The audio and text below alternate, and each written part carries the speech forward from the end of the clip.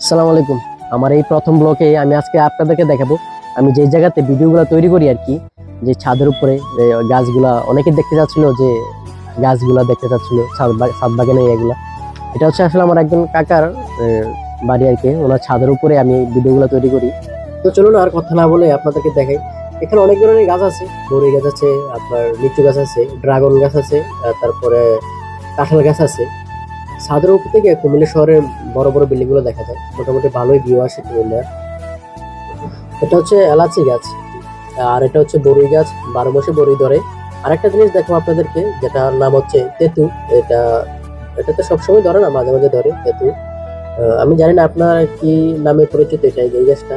তারপরে যে লেবু আছে, সবসময় লেবু থাকে, ধনিয়া পাতা আছে, আরো অনেক ধরনের গাছ আছে। আমি আস্তে আস্তে আপনাদেরকে সবগুলো দেখাবো। তো আমার প্রথম ব্লগটা আপনাদের কাছে কেমন লাগলো অবশ্যই জানাবেন। আর ছাদের উপর অনেক রৌদ্র, গরম, অনেক বেশি গরম। তো ভিডিওটা দেখতে থাকুন, আর অবশ্যই কেমন লাগলো আপনাদের ভিডিওটা অবশ্যই জানাবেন।